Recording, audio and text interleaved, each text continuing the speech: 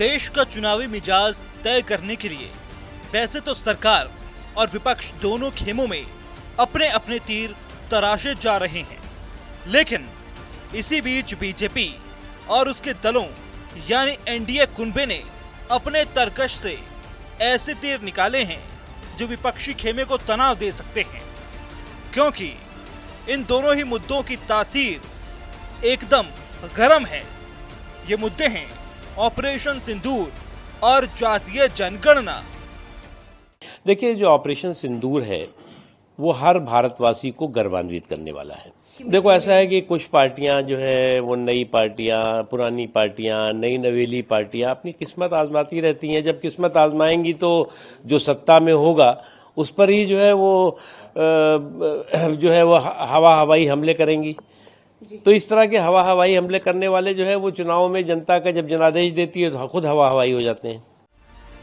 दरअसल रविवार को दिल्ली में एनडीए ने एकजुटता का प्रदर्शन किया।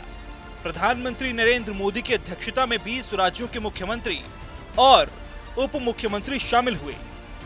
इस बैठक में ऑपरेशन सिंदूर और जातिगत जनगणना पर बधाई प्रस्ताव लाया गया। सहयोगी दलों ने पीएम मोदी की सराहना करते हुए साफ कर दिया कि अब चुनावी बिसात पर ऑपरेशन सिंदूर और जातीय जनगणना के मुद्दे पर जनता के बीच जाएंगे। पीएम मोदी खुद भी हर चुनाव से ऑपरेशन सिंदूर का जिक्र करना नहीं भूलते। राजस्थान में जहां उन्होंने रगों में सिंदूर वाले बयान से राजनीतिक हलचल मचा दी, तो वहीं गुजरात में भी ऑपरेशन सिंदूर पर साफ और सख्त संदेश दिया। ऑपरेशन सिंदूर सिर्फ एक सैन्य कार्रवाई नहीं है, ये हम भारतीयों के संस्कारों, हमारी भावनाओं की अभिव्यक्ति है। आतंक फैलाने वालों को सपने में भी सोचा नहीं होगा मोदी से मुकाबला करना कितना मुश्किल होता है। सपा कांग्रेस सरीखे दल जो जातीय जनगणना के जरिए केंद्र को कटघरे में खड़ा करने की कोशिशों में जुटे ही हैं, वहीं विपक्ष पहलगाम के बहाने भी सरकार को घेरने की कवायद में जुटा है।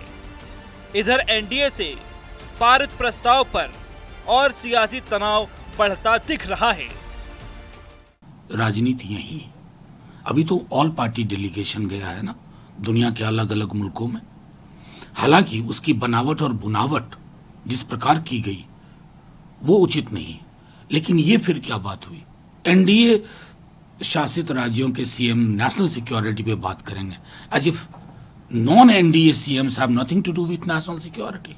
ये सब बहादुरी के पात्र हैं हमारे सेना के लोग, पर जिस तरीके की चीजें मार्केटिंग हो रही हैं, आप देखिए ये क्या है। ये वोट मांगने के लिए आप देख सकते हैं सेना का हौसला अफजाई, ये तो सेना का हौसला अफजाई है। तो इसमें एक तरफ कर्नल सोफिया का भी फोटो होना चाहिए, कर्नल भूमिका सिंह का भी होना चाहिए और रक्षा मंत्री जी का भी होना चाहिए। क्या रक्षा मंत्री जी केवल और केवल बड़ी बड़ी बात करने के लिए रहेंगे? क्या वो नींबू मिर्ची बांधने के लिए केवल रहेंगे, या उनकी भी फोटो लगाएंगे? ये उनकी भी तो उसमें आनी चाहिए। ये क्यों नहीं है? ये केवल मार्केटिंग हो रही है वोट मांगने के लिए। बहरहाल विपक्ष जहां जातीय जनगणना पर जोर आजमाइश में जुटा था, वहीं एनडीए खेमे ने तो दोहरा दांव चल दिया है। ऐसे में एनडीए के प्रस्ताव पर सवाल यह है कि क्या यह दांव जिताएगा चुनाव? सवाल यह भी है कि इस चक्रव्यूह को तोड़ने के लिए विपक्ष के पास क्या दांव?